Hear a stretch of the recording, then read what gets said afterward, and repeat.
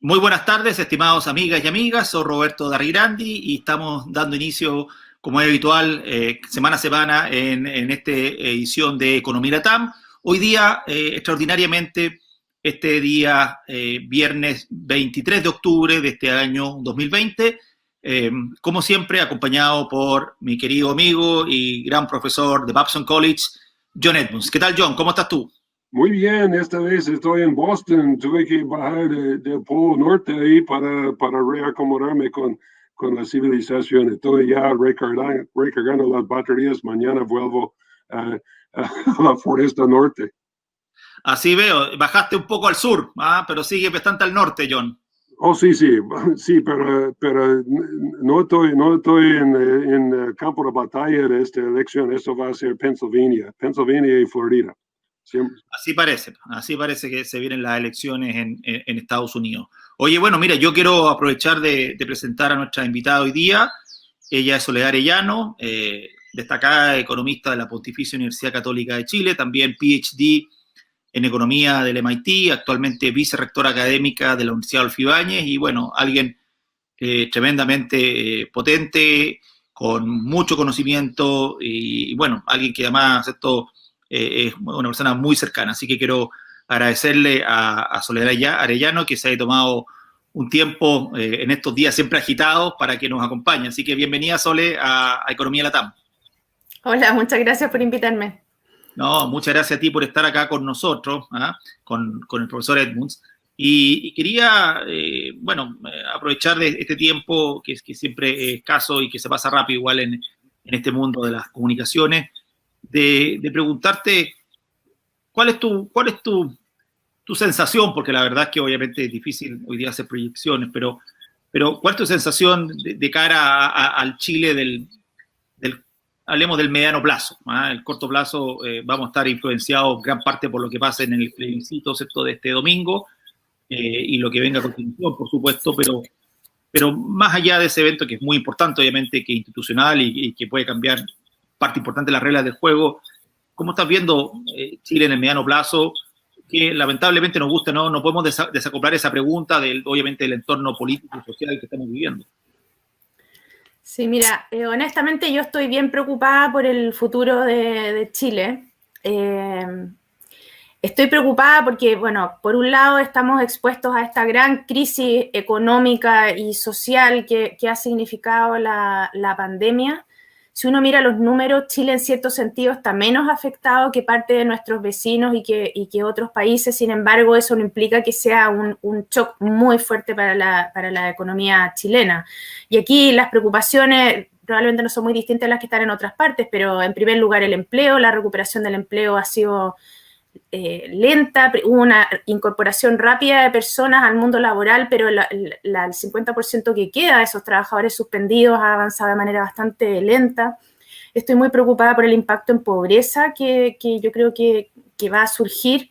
Siempre creo que el tema de la pobreza es opacado por lo que es la clase media, que es un grupo muy grande en Chile, pero ahora la pobreza va a volver a ser un tema muy, muy relevante.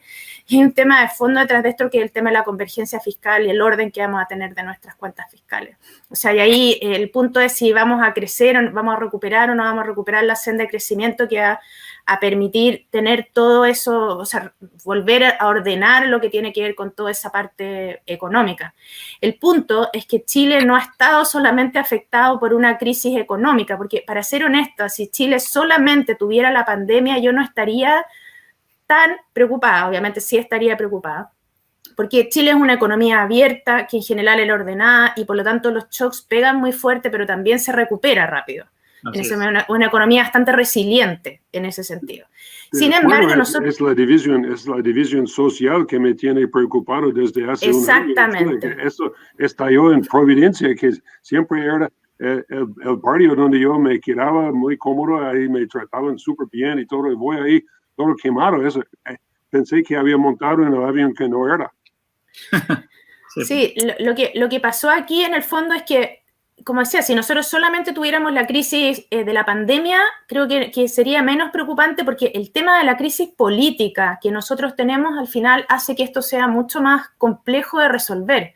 Otro factor que yo mencionaría es desconfianza. que no tienen el alcance fiscal ni monetario para emitir muchos bonos como estamos haciendo en los Estados Unidos. Lo estamos haciendo muy estúpidamente a mi manera de ver, pero ellos pueden emitir bonos hasta $500 billion. Están hablando de hasta $3 trillones, ese 15% del PIB. Van a colocar esos bonos en el mercado, con los dólares lo reparten a la gente que ha sufrido, excepto que no pueden decidir entre sí quiénes han sufrido y quién merece una transferencia del gobierno, pero tan solo eso está trabando la maquinaria, pero en Chile no tienen esa posibilidad, ¿cierto? Una posibilidad hoy día.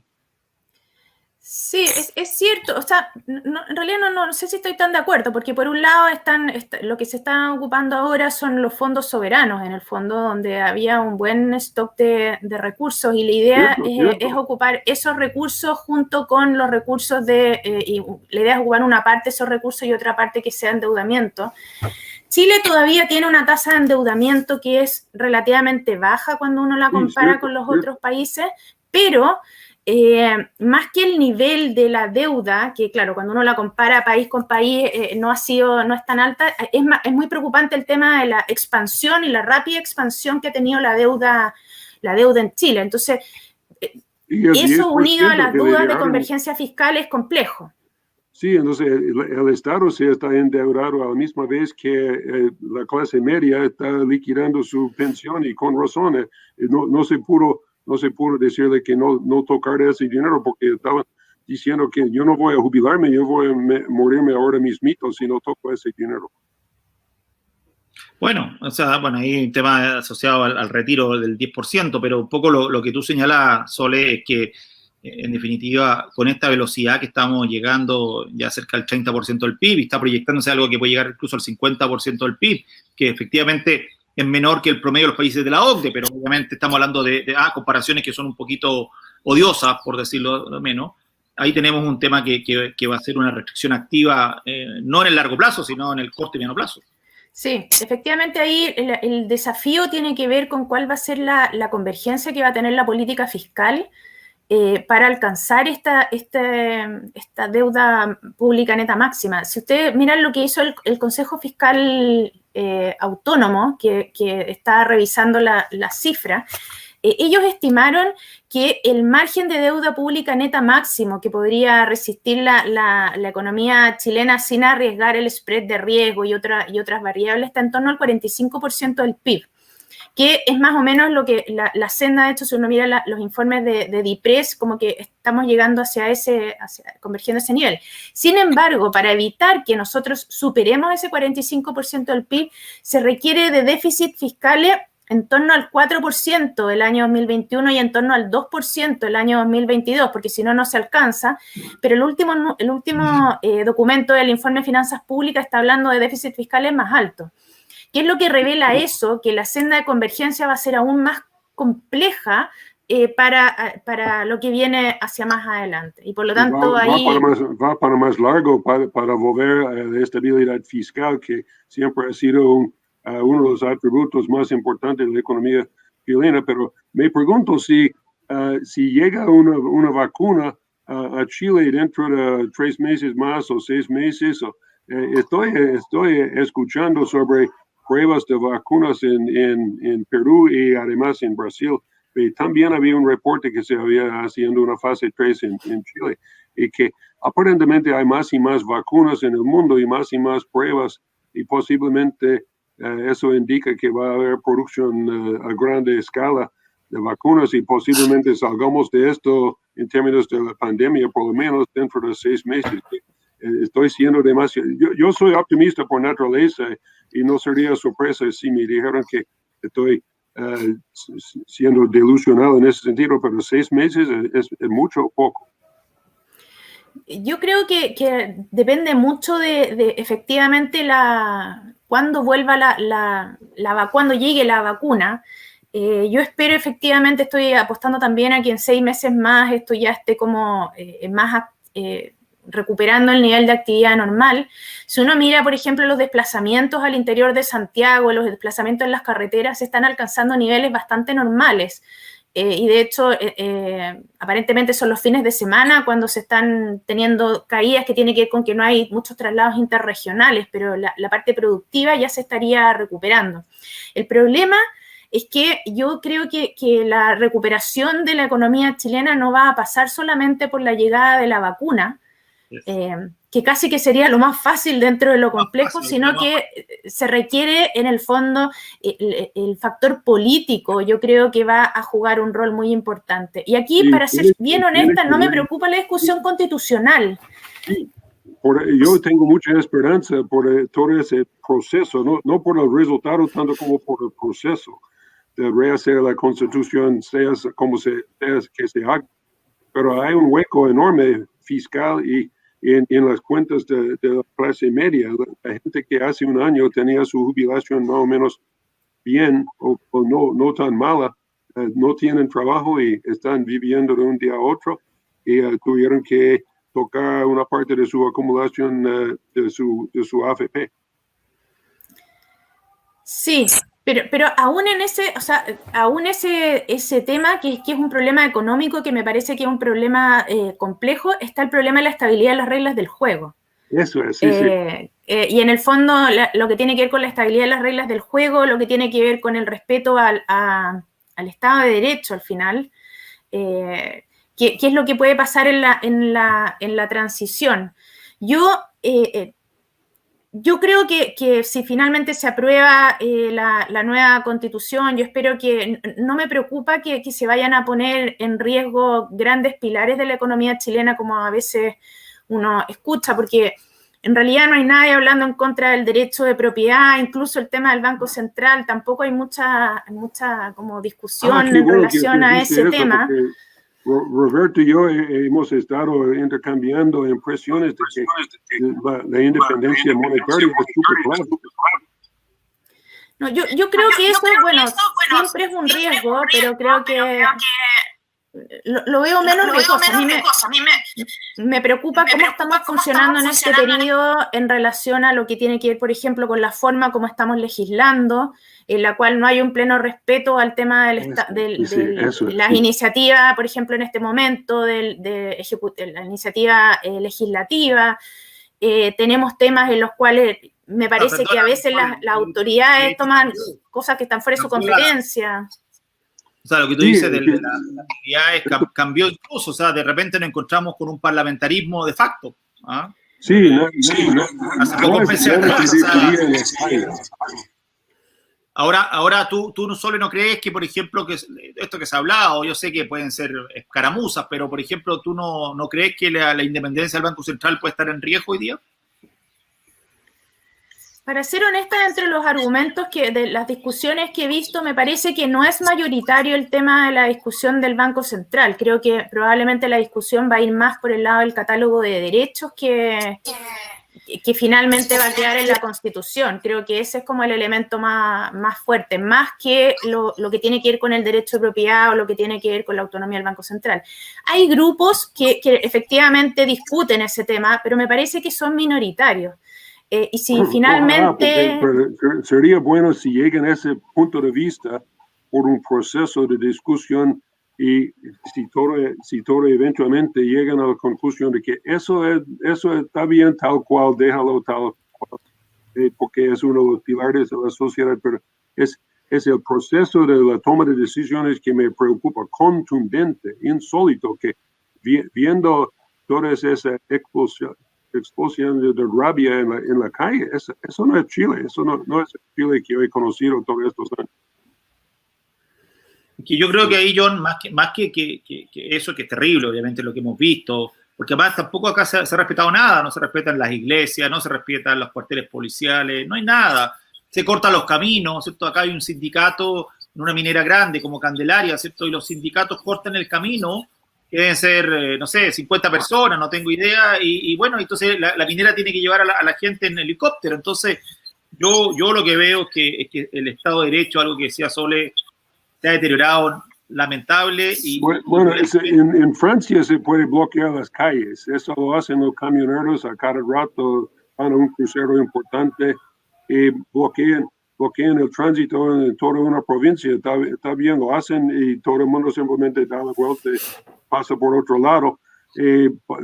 Pasan así 2 o 3 días y por fin consiguen lo que quieren, entonces sacan los camiones. Eso cada país tiene su estilo, pero Chile estaba haciendo cosas que yo había visto, por ejemplo, en Centroamérica, pero nunca en Chile, ni tampoco en el Perú. En Argentina tal vez, pero en Chile nunca.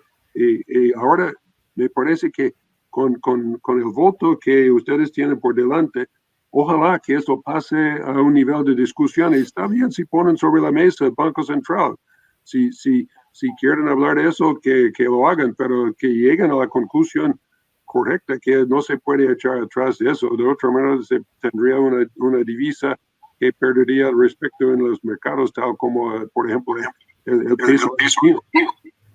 No ni el del peso argentino, obviamente, pero claramente, John, muchos pensábamos que la moneda chilena era fuerte, la UEF era como, y claramente no ha sido el caso, y lo que hemos visto desde el estallido social o de violencia, que es una mezcla, ¿cierto?, es más bien un peso que obviamente a nivel global se ha perdido mucho valor, distintas monedas, sobre todo países emergentes, pero claramente ya la moneda dura de Chile creo que ya no existe y hemos visto muchas acciones de personas y empresarios dolarizándose en definitiva. Sí, moneda no existe, pero moneda estable sí existen. Tenemos ejemplos que el mercado se y chao. Al día siguiente no regresa. Oye, y en este contexto, y dada tu experiencia y tu labor, ¿cierto?, académica de largo tiempo, Soledad, ¿cómo ves nuestro capital humano? Chile ha alcanzado niveles récord, ¿cierto?, de penetración, ¿cierto?, de la educación superior, que en gran parte ha sido gracias al sector privado, por ejemplo, universidades como la Adolfo Ibáñez y otras. Vimos, ¿cierto?, esta discusión y implementación de una política parcial de gratuidad en la educación superior, que creo que ha tenido algunos aspectos positivos, pero también otros temas que han sido y están siendo muy complejos para distintas universidades desde el punto de vista, ¿cierto?, de mantener su capacidad de equilibrar la calidad, la investigación, ¿cierto?, con el financiamiento. Entonces, ¿cómo es en el Chile del futuro? No estoy hablando ya de los próximos 12, 18 meses o 24 meses, estoy hablando del Chile de los próximos 10, 20, 30 años, el impacto que ha tenido y que seguirá teniendo a futuro la educación y el capital humano. Mira, lo primero que antes de entrar a la educación superior, que es un gran tema en sí mismo, yo estoy muy preocupada por lo que pasa con la educación escolar. ¿Ya? Y creo que el efecto que va a tener esta pandemia en términos de la educación escolar en nuestro país, en términos de desigualdad futura, es enorme, enorme. Creo que hoy día tenemos un 10% de los niños de los cuales se perdió contacto, por lo tanto el impacto en términos de deserción escolar y después todas las conductas de riesgo asociadas va a ser enorme. Y por lo tanto aquí tenemos un problema de mediano y largo plazo que va a ser consecuencia de la pandemia. O sea, la desigualdad que en este momento estamos sembrando yo creo que es enorme. Y la resistencia de un grupo de grupos de interés, al final, que no han querido apoyar la vuelta a clases de los colegios, yo creo que es realmente sorprendente. O sea, me parece que es muy miope, ingenuo lo que está pasando, mucha ideología sin mirar qué es lo que está pasando en el resto del mundo. O sea, si uno ve hoy día la segunda ola en Europa, por ejemplo, lo que uno ve es que se están restringiendo las actividades sociales, se están cerrando los restaurantes, los bares, etcétera, pero las escuelas se están manteniendo abiertas. Y aquí en Chile hay toda una discusión de si recién hay que abrir las escuelas después de que los estudiantes han tenido un año completo de educación online. O sea, yo creo que eso es realmente va a tener consecuencias enormes hacia adelante. Yo creo que no somos capaces de, no lo hemos dimensionado. Yo quisiera aportar algo sobre la población de Chile siempre ha sido altamente educada. Encuentro gente de súper altamente capacitada en todos los sectores, especialmente el sector financiero, donde he tenido más contacto. Pero por todos lados, gente de nivel alguna de esa gente sí se va, pero regresa. Ese es el otro punto que les quería mencionar. Teniendo varios alumnos chilenos en Babson, siempre regresan a Chile. Otros estudiantes de América Latina no regresan a su propio país o su país de origen. Y un venezolano me dijo, antes de volver a Venezuela, prefiero lavar platos en Miami y desplazar a un pobre guatemalteco de su trabajo lavando platos. Hasta ahí. Pero los chilenos ni piensan dos veces. Se montan en un avión y regresan a Chile. Es un valor social. Eso no puede replicar en ningún otro país. Está bien, pero un poco lo que dice Sole, yo coincido plenamente, o sea, lo que ha sido la educación preescolar y la escolar, ¿cierto? En este año, que ha sido muy, al final esto termina siendo muy regresivo. Los padres no pueden ir a trabajar. Claro, no, entre otras cosas, pero acá lo que yo veo es que no solamente es un tema de, por decirlo así, del gremio, los profesores, muchos de ellos, que sí están dispuestos a ir a marchar, obviamente, sin ningún tipo de distanciamiento social, ni mucho menos, pero también los padres, y muchos padres, hablemoslo así, de la elite, que dicen, no, yo la verdad es que prefiero que mi hijo eventualmente, quizás en marzo del 2021, eventualmente vaya. Entonces, aquí también creo que ha habido una suerte de overshooting, ¿cierto? O de sobrereacción, un poquito histérica y con falta de racionalidad, que hace que al final esto también esté siendo así.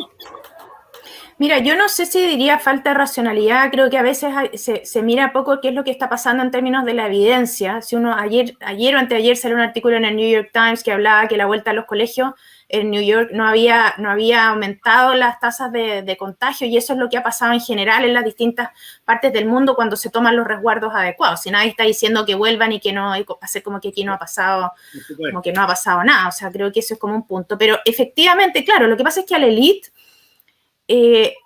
le importa menos que los hijos vuelvan al colegio. ¿Y por qué le importa menos? Porque en el fondo tienen buena educación online, tienen buena conexión en su casa, tienen un colegio que probablemente está funcionando bien y por lo tanto solamente están considerando el riesgo de contagio, que además hoy día ya estamos con tasas de positividad bajo, en torno al 3%, por lo menos en la región metropolitana. Pero el punto no es ese, o sea, el punto es el impacto que estamos teniendo en todos los niños, que es la mayoría, que no es ese 7% que está en los colegios privados, sino que es el 93% del resto de los niños que están en colegios particulares subvencionados o colegios municipales, donde no necesariamente la conexión es exactamente igual, donde la educación de los padres, en el fondo el padre que está en la casa, tiene un rol muy importante en apoyar al hijo, y obviamente los que están en la élite, los padres tienen una mayor educación, tienen mayores posibilidades de apoyar a sus hijos que lo que pasa en el resto de la población. Por lo tanto, esto es muy, muy regresivo lo que está pasando, y yo creo que esto va a tener un impacto muy grande. Ha puesto el dedo sobre el punto, es regresivo, porque en la casa de la clase media baja no hay tantos libros, no hay tantos juegos educacionales, no hay tanta disponibilidad de los padres de trabajar con los niños porque no tienen empleados en la casa. Exactamente. Y el impacto en el trabajo de las mujeres está siendo muy grande también, en el sentido de que las mujeres no tienen, todas aquellas mujeres que no tienen una red de apoyo adecuada no están pudiendo reinsertarse en el mundo laboral tampoco. Por lo tanto, esto, en el fondo, estamos sembrando desigualdad y estamos sembrando pobreza. Empeorando, ya no hay que sembrar, ya hay bastante. Bueno, puede ser. Igual en los Estados Unidos, la brecha entre las clases se abre más y más, y mucha gente vive en comunidades con vigilancia, con paredes, como si estuviéramos en Panamá, con vidrios sobre las paredes y alambre de púas y todo. Y eso no fue así en el pasado. Así es, bueno, yo estoy de acuerdo contigo, Sole. O sea, efectivamente ahí hay un tema que es muy duro y que las consecuencias las vamos a ver a corto, mediano y largo plazo. Eso puede ser una generación de segunda categoría si recuperamos la economía rápido, y si la próxima generación, los niños que realmente tienen 2 o 3 años, si van a un colegio normal y tienen la educación normal, consiguen los mejores trabajos, y los que estaban en este hueco de la epidemia no tendrán el nivel de preparación, y cuando llegan a la universidad competitiva realmente sacan reprobado. Así es, exactamente. Y ahora yendo al mundo, estoy totalmente de acuerdo, Sole, con tu análisis, yendo al mundo de la educación superior, hay distintos estudios, Sapelli y otros, ¿cierto?, que han mostrado en los años recientes el impacto que está teniendo la educación superior en la distribución del ingreso, ¿cierto? Cuando la separas, ¿cierto?, por deciles, o sea, pero por grupos etarios, y te vas sobre todo a las personas más jóvenes, ¿cierto?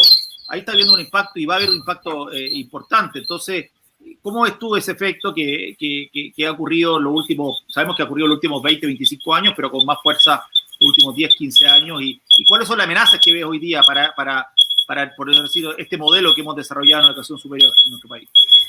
Mira, en términos de impacto, yo creo que los distintos estudios muestran el efecto que tiene la educación superior en términos de aumento de los ingresos de las familias, o sea, de las personas, y eso hoy día se podrá discutir cuál es el nivel de aumento, pero el aumento es indiscutible. Y por lo tanto, claro, ahí hay todo un efecto importante en ese sentido. Mi preocupación con el tema de la educación superior tiene que ver un poco con el tipo de educación superior que nosotros estamos ofreciendo aquí en Chile.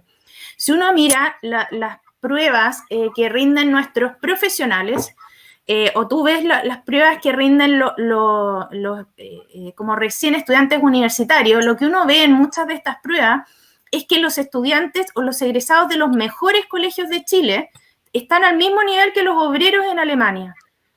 En el fondo, la élite nuestra está muy lejos de los niveles de la élite, y por lo tanto, y eso tiene que ver un poco con cosas que están pasando en nuestro sistema educacional, tanto en la parte escolar como en la parte universitaria.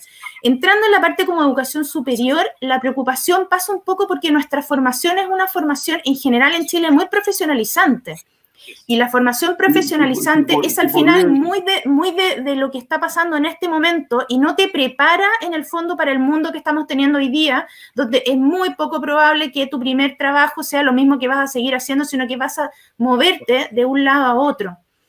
Entonces, ahí hay un desafío. De acuerdo con eso, que la educación es muy restrictiva, que quieren practicar lo que estudiaron y muchas veces eso no es factible, pero quisiera comentar que a cada rato tengo un chileno o una chilena en una de mis clases y siempre sacan súper buenas notas, siempre, pero estoy viendo gente que se autoselecciona, además, que están en un programa de intercambio, pero trabajando ahí, que he hecho en varias ocasiones, siempre me he quedado impresionado con la gente más capacitada que fácilmente compiten con japoneses donde yo crecí, o alemanes que hoy conocido en mis clases. Los alemanes que llegan a Babson son francamente chiflados comparado con los chilenos.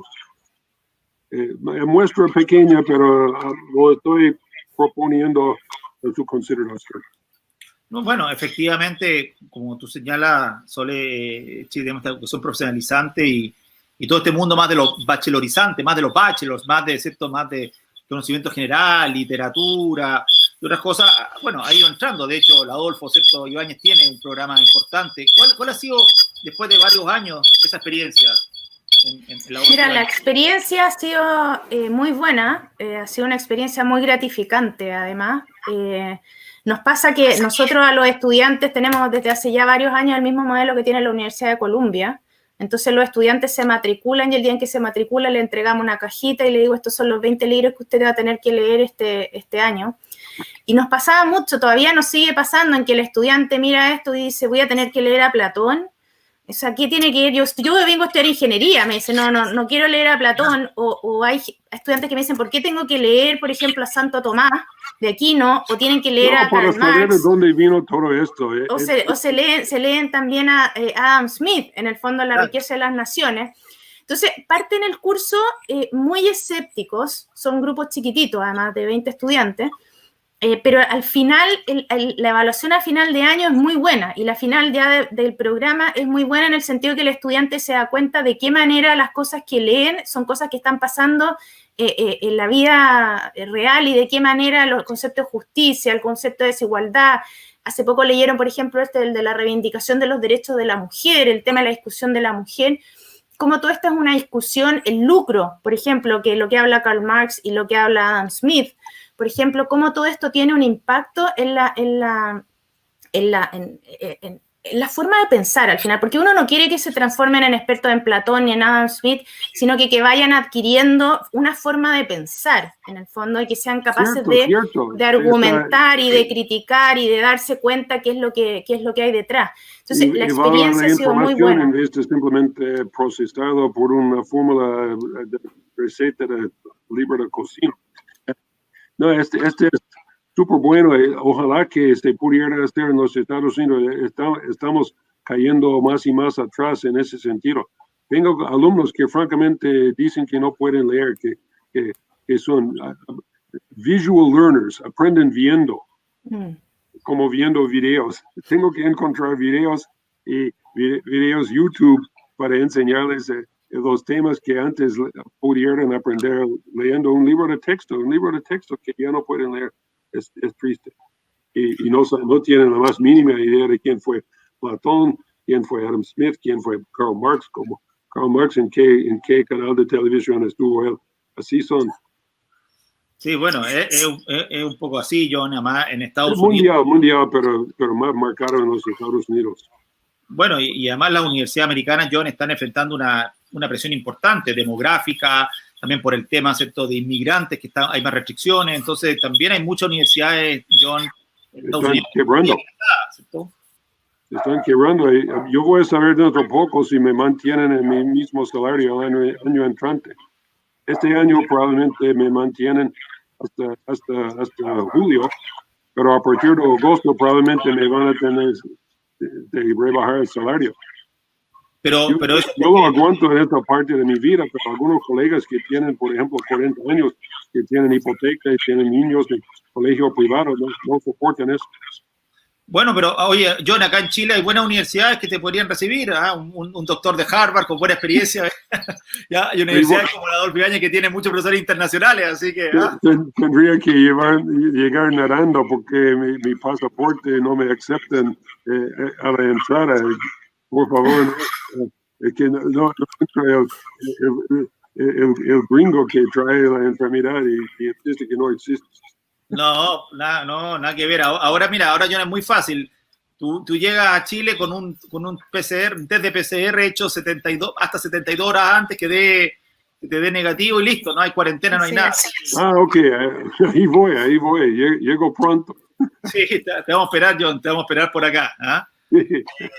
Oye, bueno, el tiempo vuela siempre acá en estos programas, Sole. Quiero agradecerte que nos haya acompañado hoy día. Un día bien en la tarde, que siempre uno tiene otras preocupaciones, previo al fin de semana, sobre un fin de semana especial. Así que, bueno, ha sido muy grato, como siempre, compartir contigo.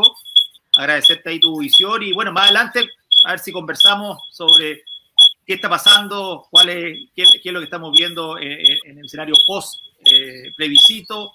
Y bueno, y en un mundo que definitivamente es muy desafiante. Muy al grano y muy profundo y muy entrelazado. Excelente los comentarios de Soles. Ojalá que lo haga pronto. Sí. Oye, además estudió por allá cerca tuyo, John. Estudió ahí en una universidad. Sí. Bueno, es la otra tendencia. Yo no está al otro lado, ¿cierto? Ahí sí, está al otro lado del río. Sí, el río no es tan ancho ni tan estrecho. Es más o menos, sí. Así que bueno. En realidad no hay esa rivalidad de basura. Está bien, pues lindo lugar. Como los Medias Rojas y los Yankees de béisbol. Exactamente. Así que bueno, Soledad Arellano, Sole, muchas gracias por haberme acompañado hoy día. Muchas gracias a ustedes por haberme invitado. Así que muchas gracias y que tengan un gran fin de semana y saluda ahí a la familia, a Eduardo y todo el mundo. En tu nombre. Que estén bien. Gracias. Gracias, chao. Chao. Bueno, John, como siempre, un gran gusto de estar acá contigo en Economía Latam, hoy día con una gran invitada, Soledad Arellano, vicerrectora académica de la Adolfo Ibáñez, PhD en Economía del MIT, con quien hablamos sobre temas económicos, de educación y otros más. Así que espero que para nuestros auditores y auditoras esto haya sido un programa, como siempre, dinámico, entretenido y que ayude, ¿cierto?, a entender mejor lo que está pasando y lo que puede pasar en el mundo. Agradezco mucho la oportunidad de estar en este programa y francamente me informo tanto que no puedo esperar hasta la próxima semana para hacer otro programa contigo. Excelente. Bueno, después podemos aumentar la frecuencia. Vamos a ver ahí qué dice nuestro público. ¿Ah? Sí, ok. Estoy a sus órdenes. Listo. Ya, John, que esté muy bien. Buenas tardes y buen Ok, fin de semana. hasta luego. Adiós.